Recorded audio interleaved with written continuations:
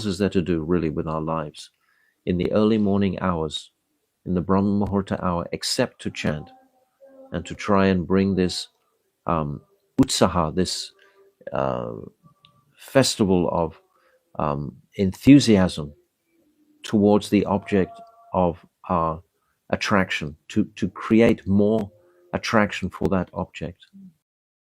And how do we catch that devotional service? Principally, it's by hearing the sweetness of Krishna's Leelas. Really, really, this is what brings us into the kingdom of Vrindavan. This was what brings us into the kingdom of the Lord, when we hear the sweetness of the interactions between even the residents of Vaikuntha, the residents of Dwarka, Mathura, but especially the residents of Vrindavan, of course.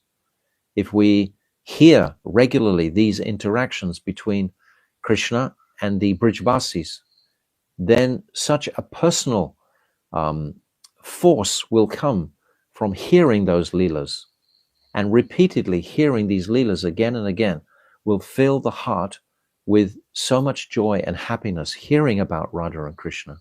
It takes us right away from this liberation type of flavor, you can say, that might be lingering in the consciousness. That has to be purified. Somehow I want to make a nice situation for myself, so I'm happy here, etc. All of this will be very easily purified if we're regularly hearing so much Lila Katha. But I'm not rushing, obviously, as you can all appreciate. I'm wanting to go over it very significantly, because that's where the juice is. When you dig down and dig down and dig down and go into it.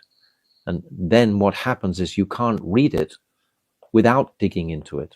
When you get habituated to stopping on every sentence, then it becomes a habit. Then your whole reading process actually changes. Then you no longer are just glossing through various books and so on, but you're looking for the nectar in the books, because many of these books, like if you read Chaitanya Charitamrita, any of the books, 10th Canto, etc., they are so significant, the Acharya's commentaries, and if you just read sentence by sentence carefully, then they can take us to such a place of elevated consciousness. We'll get that impression and that experience if we're chanting nicely. Chaito Dapana Marjanam. It clears the mirror of the consciousness, this chanting. And when that is clear, what has to be cleared is our mental obstructions. You know, we're carrying so much mental baggage which slows us down. But we diligently work in that direction. And mercy will come when we perform. We were talking yesterday about connecting with transcendental activities. When we perform puja, etc., when we perform our Harinam, when we perform parikrama, when we come to the Dham, any transcendental activity connecting us with transcendence is going to increase the opportunity for us to leave this material conception behind. So we have to try to pack our day up with transcendental activities as much as possible. We've got 24 hours in the day. When we sleep, it's like tamagun. Nothing's happening. So while we're awake, we should try to carefully guide and steer our life in the transcendental direction always. Yes, that external dress should be determined by the practitioner himself.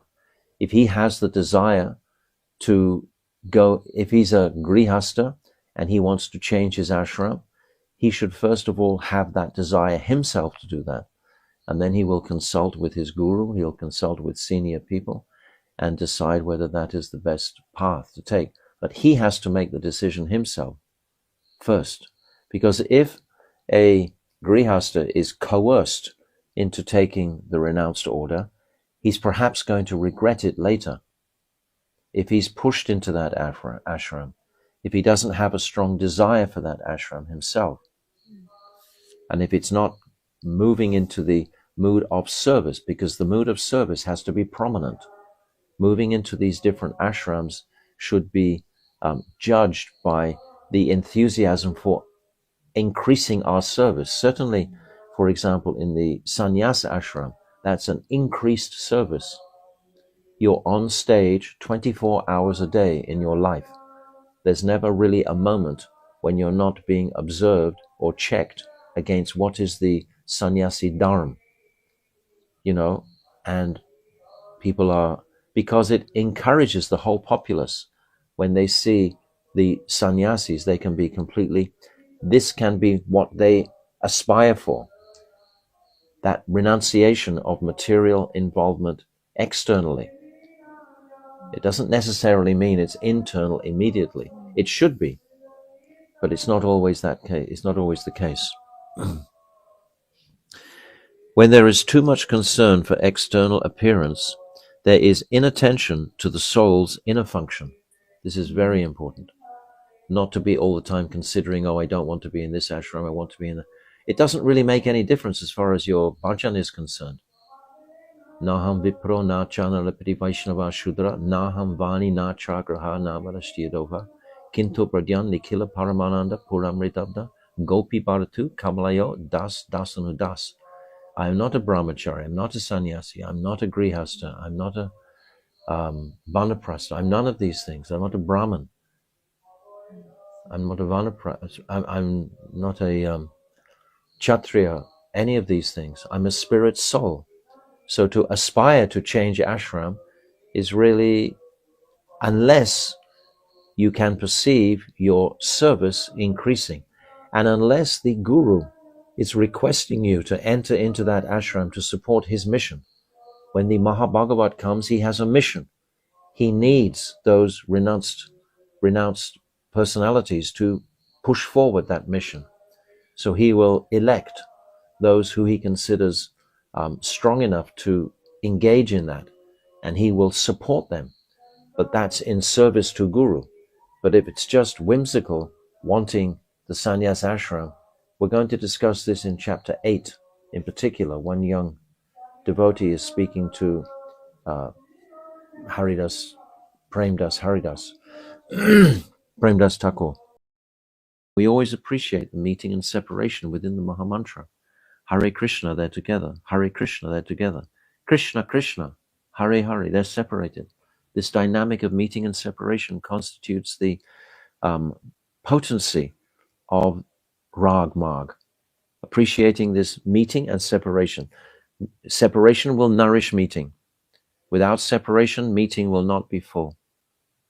Separation is essential. In the spiritual world, separation is there by conception. It's not a reality in the spiritual world, but by conception it's there. So this meeting and separation, we discussed this yesterday, how in the 12 hours of the 24 hours of the day, 12 hours are intimate meeting and 12 hours are not.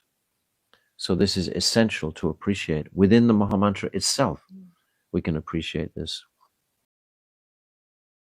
Hare Krishna, Hare Krishna, Krishna Krishna, Hare Hare.